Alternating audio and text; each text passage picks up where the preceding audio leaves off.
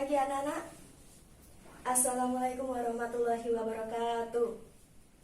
Bagaimana kabarnya hari ini? Baik? Alhamdulillah.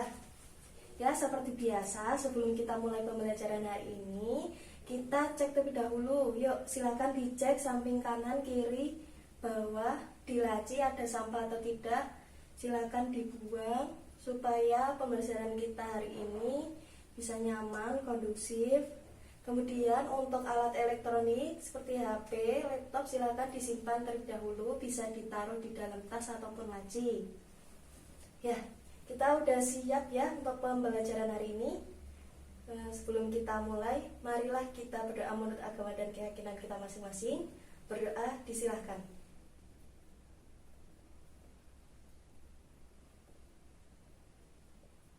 Cukup?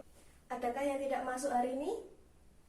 Oh iya, ada kegiatan di luar untuk itu ya, OSIS. Oke, tidak apa-apa. Nah, hari ini kita akan mempelajari perubahan sosial dan dampaknya terutama pada era pandemi COVID-19.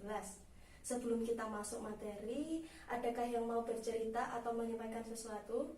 Apa yang udah kalian lakuin selama 1 minggu ini? Silahkan. Oke, ada Bayu. Udah ngapain aja selama 1 minggu ini? Oh, ikut kerja bakti. Bagus-bagus. Yang penting tetap jaga kesehatan, tetap ikuti protokol kesehatan. Tuh, ada lagi? Oh iya, udah. Sebelum kita masuk ke pembelajaran, Ibu akan menyampaikan tujuan pembelajaran kita hari ini. Itu nanti diharapkan siswa-siswa semua dapat menganalisis sebab-sebab perubahan sosial, bagaimana dampaknya, kemudian bisa memberikan solusi dari permasalahan yang ada, seperti itu. Nah, mari kita coba mengingat-ingat kembali apa itu perubahan sosial. Ada yang masih ingat? Ayo. Oke, Cynthia, silahkan. Apa itu perubahan sosial? Ya, betul sekali. Bahwa perubahan sosial itu merupakan perubahan yang terjadi pada unsur-unsur di dalam masyarakat. Perubahannya itu bisa meliputi seperti ini, interaksi sosial, struktur sosial, nilai-nilai, dan norma-norma yang ada di masyarakat.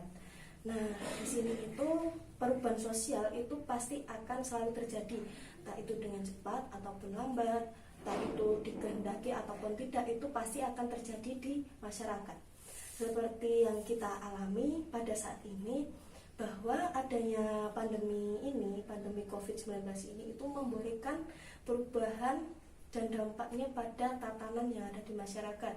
Misalnya saja perubahan yang terjadi itu pada pola keseharian kita, di mana kita sehari-hari bisa bebas mau kemana saja tanpa harus dibatasi ataupun harus membatasi jarak kita. Nah, tapi dengan adanya pandemi ini kita dituntut untuk bisa menjaga kesehatan kita, menjaga jarak kita, bahkan diusahakan untuk di rumah saja.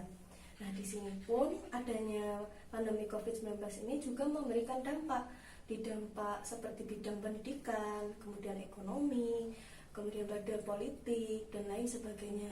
Nah, di sini misalkan saja di bidang pendidikan, seperti yang kita rasakan adanya pandemi ini, yang tadinya kita bisa bersekolah, bisa melakukan KBM di dalam kelas, kita sekarang harus melakukannya di rumah ataupun sekolah secara daring, seperti itu. Kenapa? Sesuai dengan anjuran pemerintah itu kita diusahakan untuk di rumah saja, sehingga kita bersekolah pun di rumah, yaitu kita melalui daring ataupun online gitu. Nah, di sini Ibu akan menayangkan video dampak sosial COVID-19 di Indonesia. Nanti anak-anak silakan amati video ini, silakan dicatat hal-hal yang penting biar nanti itu untuk digunakan sebagai bahan diskusi kelompok.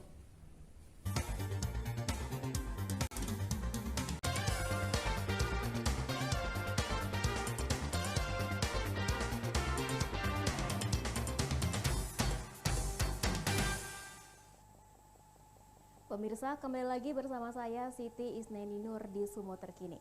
Pandemi COVID-19 selain menelan korban jiwa, juga berdampak terhadap kehidupan sosial di tengah masyarakat. Bagaimana sebaiknya pemerintah dan masyarakat menyikapi hal ini? Saat ini telah terhubung bersama saya pengamat sosial Bapak Bapak Sohibul Ansor Siregar. Halo, selamat pagi Bapak Sohibul, apa kabarnya? Selamat pagi Bu Siti, kabar baik. Bagaimana pandangan Bapak dengan perkembangan COVID-19 yang disampaikan pemerintah dan dampaknya terhadap masyarakat, Pak?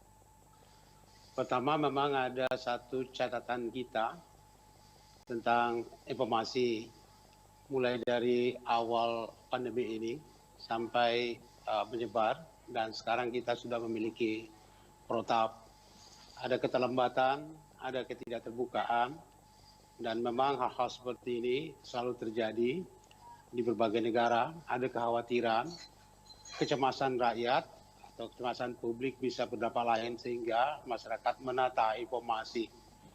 Sehingga ada yang disembunyikan, ada yang kurang jelas, dan sehingga simpang siur pun terjadi di mana-mana. Itu awal dari masalah kerumitan yang kita hadapi hari ini. Tapi alhamdulillah rakyat memiliki sebuah sikap keterbukaan dan kerelaan untuk berpartisipasi.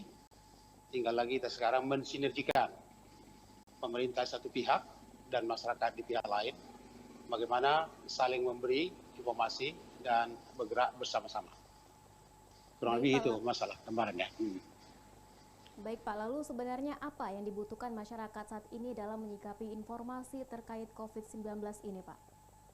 Pertama, kepastian dalam bentuk informasi yang sahih. Misalkan kita bandingkan antara satu dan lain pendapat pakar, katakanlah itu mengenai cairan disinfektan. Nah, dari video tadi, tugas yang harus kalian kerjakan adalah silakan nanti kalian membuat kelompok. Nanti satu kelas ini bisa dibuat 5 kelompok. Kemudian nanti silakan analisislah bagaimana sebab-sebab perubahan sosial, kemudian dampaknya, dan carilah solusi dari perubahan sosial akibat adanya pandemi ini. Nanti Ibu akan bagikan setiap masing-masing kelompok itu beda di bidangnya. Nanti Ibu akan bagikan. Kemudian nanti setelah kalian diskusi di dalam kelompok, silakan dibuat mind mapping yang nantinya perwakilan kelompok itu bisa maju ke depan untuk melakukan presentasi. Ada yang mau ditanyakan terkait penugasan hari ini? Oke, cukup ya. Silakan anak-anak bisa mulai mengerjakan, membuat kelompok 5 kelompok. Gitu. Ya, kita beri apresiasi untuk kita semua karena sudah menyelesaikan pembelajaran kita hari ini. Sebelum Ibu tutup, mari kita simpulkan pembelajaran yang udah kita laksanakan hari ini. Silakan, apakah ada yang mau menyimpulkan? Ya, Bambang. Nah, betul sekali. Ada lagi? Oke, Ahmad.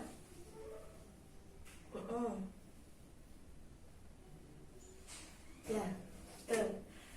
Jadi inti dari pembelajaran kita hari ini seperti yang sudah disampaikan oleh Ahmad dan Bambang, bahwa perubahan sosial itu akan terus terjadi di dalam masyarakat, entah itu dengan cepat ataupun lambat, itu tuh pasti akan terjadi di dalam masyarakat. Nah, di sini apa yang harus kita lakukan? Itu kita harus bisa menganalisis bagaimana dampak-dampaknya itu di dalam masyarakat. Itu kita bisa memberikan solusi ataupun kita dapat mengatasi dari permasalahan tersebut. Seperti itu. Berhubung waktu kita sudah habis, mari kita tutup pembelajaran hari ini dengan berdoa menurut agama dan keyakinan kita masing-masing. Berdoa, disilahkan.